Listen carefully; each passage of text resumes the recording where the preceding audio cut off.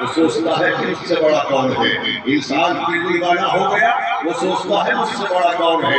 انسان پیسے والا ہو گیا وہ سوچتا ہے میں تو بابو ہو گیا مجھ سے بڑا کون ہے. مسلمانوں اللہ مال دے تو اللہ کا شکر ادا کیا کرو. اللہ دولت دے تو اللہ کا شکر ادا کیا کرو. اللہ اولاد دے تو اللہ کا شکر ادا کیا کرو. مال آنے کے بعد اگر تمہیں غرور آنے لگے, تکبر آنے لگے, گھمنڈ آنے لگے تو ترکی کا وہ سلطنہ یاد کر لینا جس سازش کے ڈنکے سلطنہ نے نہ جانے کتنی بلڈنگوں کو زمین دوست کر دیا, نہ جانے کتنی گاڑیوں کو پر زمین پہ سزا دیا, نہ جانے کتنے بچے یتیم ہو گئے, نہ جانے کتنی بیویاں بیوہ ہو گئی, نہ جانے کتنے لوگ دنیا سے چلے گئے. پتا چلا جب انسان غرور کرتا ہے, جب انسان تکبر کرتا ہے اور نعمتوں کے حصول پر جب وہ اللہ کا ادا نہیں کرتا تو اللہ کا عذاب آتا ہے. اللہ کا عذاب آتا ہے اور جب عذاب آتا ہے تو وہ نہیں دیکھتا کہ کہاں غریبی جھوپڑی ہے, کہاں امیر کی بلڈنگ ہے. اس عذاب کی چپیٹ میں امیر بھی آتا ہے, اس عذاب کی چپیٹ میں غریب بھی آتا ہے. اس لیے ہمیں بچا. اللہ اگر جھوپڑی میں رکھے پھر بھی اپنا شکر ادا کرو. اللہ اگر بلڈنگ میں رکھے پھر بھی اپنا شکر ادا کرو.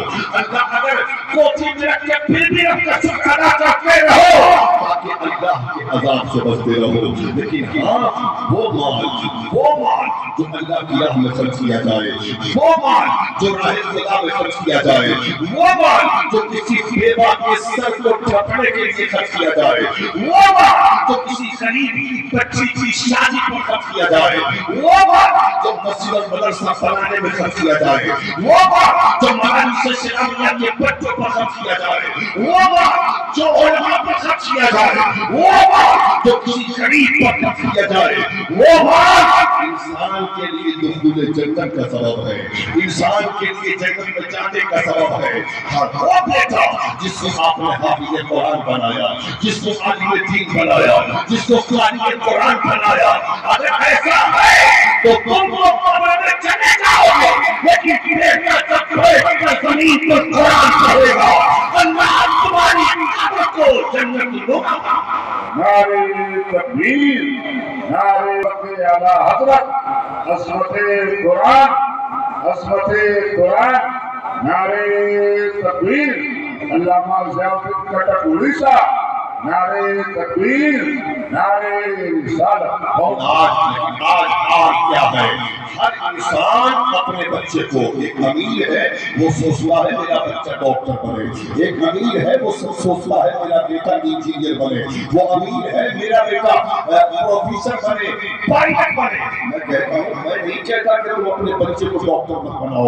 ہمارے سماج کو ڈاکٹر کی بھی ضرورت ہے, ہمارے سماج کو انجینئر کی بھی ضرورت ہے, ہمارے سماج کو پروفیسر کی بھی ضرورت ہے, ہمارے سماج کو پائلٹ کی بھی ضرورت ہے, ہمارے سماج کو حافظ قرآن کی بھی ضرورت ہے.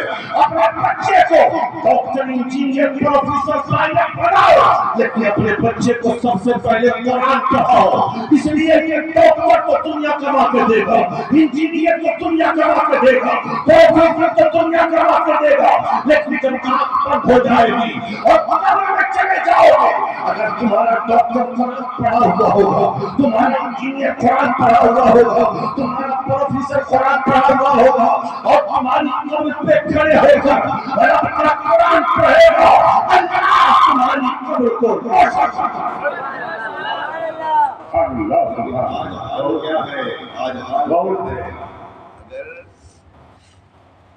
شادی ہوتی ہے نا تو میاں بیوی آپس میں یہ بات کرتے ہیں اگر بیٹا ہوگا تو اسے ہم انگلش میڈیم اسکول میں پڑھائیں گے, ایک بیٹا ہوا اسے ڈاکٹری میں بھیج دیا, دو بیٹا ہوا اسے انجینئرنگ میں بھیج دیا, تیسرا ہو گیا اسے پائلٹ میں بھیج دیا. کیونکہ یہ تینوں بچے بڑے خوبصورت تھے اور ذہین بھی تھے, صالح الاعضاء بھی تھے. چوتھا بچہ ہوا اتفاق سے کھانا پینا ہو گیا, وہ اندھا ہو گیا, اپاہج ہو گیا, کمزور ہو گیا. اپنی بھی کہتی ہے میاں دین تو اچھا خاصا تھا, یہ سب کو میں نے کالج میں اسکول میں پڑھنے کے لیے بھیج دیا, یہ چوتھا تو نابینا ہے, نہ ڈاکٹر بن سکتا ہے, نہ انجینئر بن سکتا ہے, نہ پروفیسر بن سکتا ہے, نہ پائلٹ بن سکتا ہے, اس کو بناؤ گے کیا, یہ تو درد سر ہو گیا. कहता कटा देती हो, मदरसा है ना हमारे पास, काली अंकल साहब के पास जाकर हम एडमिशन करा देंगे, ये बच्चा मदरसे में बैठ के कुरान पढ़ेगा। नबीना था और कुरान पढ़ने के लिए आ गया। मैं आपसे एक बात कहना चाहता हूँ, पढ़े लिखे लोग हो, साइंस कितनी तरक्की कर गया। आज लोग कहते हैं साइंस बहुत तरक्की कर गया है, आज साइंस बहुत तरक्की कर गया, अंग्रेज बहुत तरक्की कर गए। मैं पूछना चाहता हूँ, अंग्रेज इतने तरक्की कर गए, लेकिन इस तरक्की याफ्ता दौर में भी अंग्रेज तुम्हारे सारे आजाद बच्चों को संभाल रही है।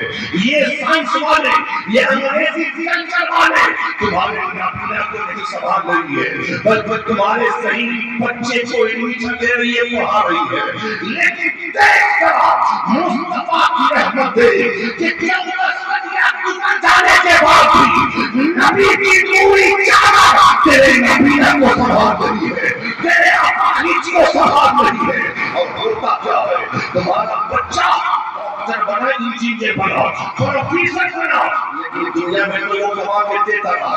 अब आखिर में जब दुनिया से चले गए, इंजीनियर भी वहीं पर है, प्रोफेसर भी वहीं पर है, डॉक्टर भी वहीं पर है, तुम्हारा जनाजा है वहां पे रखा हुआ। लेकिन बताओ, क्या इंजीनियर जाके जनाजा पढ़ाएगा? क्या डॉक्टर जाके जनाजा पढ़ाएगा? क्या प्रोफेसर जाके जनाजा पढ़ाएगा?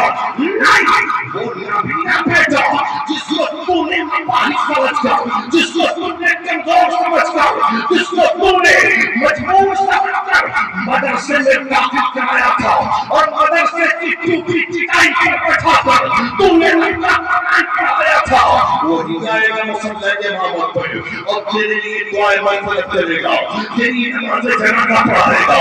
जब पे खड़े होकर वही कुरान पढ़ेगा तो उसी के पढ़ने की वजह से अल्लाह तेरे गुनाहों को माफ फरमाएगा, तेरी गुनाहों को माफ फरमाएगा। इसलिए मैं कहता हूँ, सब पढ़ाओ, लेकिन सबसे पहले अपने बच्चे को कुरान पढ़ाओ। तुम्हारा बच्चा जमीन पे कुरान पढ़ेगा, कब्र में कोई मुस्कुराता नहीं। जिसे हकीम